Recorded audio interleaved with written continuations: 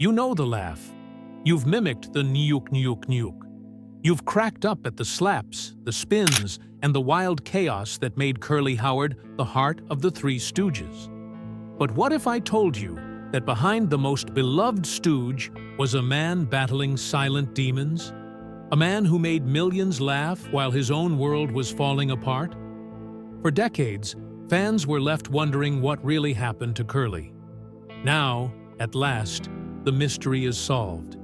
And the truth is far more heartbreaking than anyone imagined.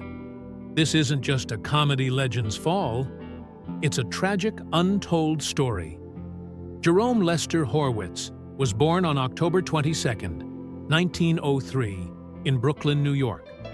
The youngest in a working-class Jewish family, he was often overlooked, especially with older brothers like Moe and Shemp Howard around. But little Jerome had something no one else did. A raw, magnetic gift for making people laugh. He never went to acting school. He never trained in the classics. But the moment he stepped in front of an audience, something shifted. The shy boy vanished. In his place stood a comic force of nature, his face twisted in ways that defied physics. His timing?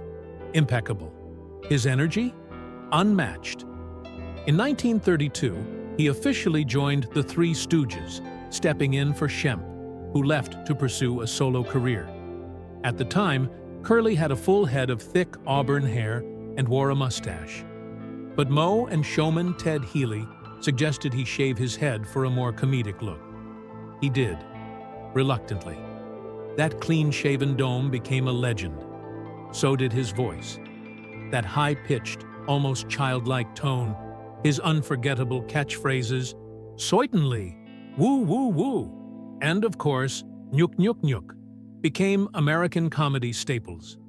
Between 1934 and 1946, Curly Howard starred in nearly 100 short films for Columbia Pictures, including classics like Punch Drunks, 1934, Disorder in the Court, 1936, and A Plumbing We Will Go, 1940. His wild physical antics and vulnerable charm made him the heart of the Three Stooges. But behind the scenes, Curly's life was unraveling. His first marriage, before fame ever found him, lasted just 5 months. The union ended in divorce, quick, cold, and painful. It left him emotionally wounded, setting the tone for a lifetime of heartbreaks. On June 7, 1937, the same day his brother Moe and Helen Howard celebrated their 12th wedding anniversary, Curly married Elaine Ackerman. For a brief moment, things looked bright. They had a daughter, Marilyn, in 1938, his only child. But fame doesn't pause for family. The marriage fell apart under the weight of personal tension and professional chaos. In June 1940, they divorced. Another heartbreak, and one that triggered something darker inside Curly. His health started to crumble. He gained weight. His blood pressure surged. The stress of endless travel, filming, and live performances began to eat him alive. During World War II, filming slowed, but there was no rest. The Three Stooges toured the country, performing for U.S. military personnel. Sometimes multiple shows a day, in brutal conditions. It was supposed to lift the nation's spirits. For Curly, it was a slow, quiet death sentence. Offstage, the laughter faded. Curly found comfort in food, in alcohol, and in women. He became a regular at nightclubs, drank heavily, and sought out brief romances to ease the loneliness. He spent money recklessly on gifts, jewelry, alcohol, and even real estate he didn't need. Despite making a solid income, he teetered on the edge of bankruptcy. Over and over again. His older brother Moe stepped in, not just as a brother, but as a caretaker. He managed Curly's taxes, helped him budget, tried to steer him away from the chaos. And yet, the chaos never stopped. In 1945, Curly met Marion Buxbaum. After just 2 weeks, they were married. 9 months later, they were in court, locked in a bitter public divorce. The media feasted on his misery, painting Curly Howard as unstable and erratic. And then came the breaking point. In May 1946, while filming Half-Wit's Holiday, Curly Howard suffered a massive stroke. He was just 42. It marked the end of his time with the Three Stooges. At the time, it seemed like an isolated incident, just bad health, maybe stress. But decades later, newly discovered medical records, family letters, and expert analyses reveal something far more disturbing. Curly Howard had been silently suffering from what doctors now suspect was undiagnosed bipolar disorder or a similar neurological condition. The mood swings, the vanishing acts, the unpredictable behavior. These weren't quirks. They were symptoms. He masked it with alcohol, with overeating, with non-stop performance.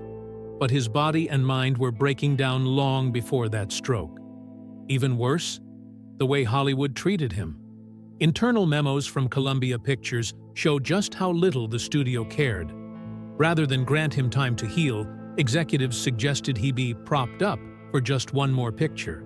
There were orders to hide the truth, to protect the brand, not the man. Mo Howard tried to fight back. He pushed for rest, for help, for understanding. But even Mo's voice couldn't overpower a system built on profit. After the stroke, Curly vanished from public view. He made a brief, heartbreaking cameo in Hold That Lion, 1947, frail, distant, and visibly aged. By then, it was clear. The man who once embodied childlike chaos was now a ghost of his former self. Still, he searched for peace. On July 31, 1947, Curly married Valerie Newman. For the first time, he found stability. In 1948, they had a daughter, Janie. And for a moment, he had the family and support he always wanted. But his health was too far gone. Multiple strokes followed. Hospital stays became constant. His mind faded. By the time of his death in January 1952, Curly Howard was just 48. The press noted his passing, but the tributes? Minimal. The world had moved on, forgotten the man behind the laughs. But there was one piece of Curly's soul that always stayed pure: his love for animals, especially dogs.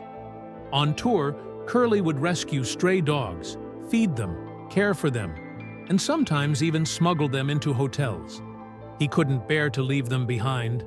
They were his silent companions, offering the unconditional love the world often denied him. At home, he kept several pets.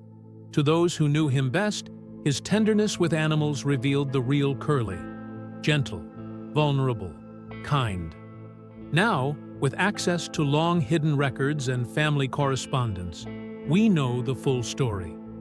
It's not just the tale of a funny man who got sick. It's the story of Jerome Lester Horwitz, a man crushed by the weight of fame, by a system that failed him, and by inner battles no one took the time to understand. Mental illness wasn't acknowledged. Pain wasn't addressed. And comedy? It had to keep going. Curly Howard gave us everything: his body, his mind, his heart, for the sake of a laugh. And we laughed. But now, it's time to remember the price he paid. Not with pity, but with truth. Because behind the eye pokes and pratfalls, behind the certainly and the woo-woo-woo, was a man who desperately wanted to be loved, to be seen, and to be healed. This may not be the ending fans ever hoped for, but it's the one Curly Howard truly deserves. Let's not just remember the clown who made us laugh, but the man behind the laughter, the brother, the father, the wounded soul who gave everything for joy. He hid his pain behind a smile, and still, he made the world laugh louder than ever. That's his legacy. Like, share, and subscribe for more videos. Thanks for watching.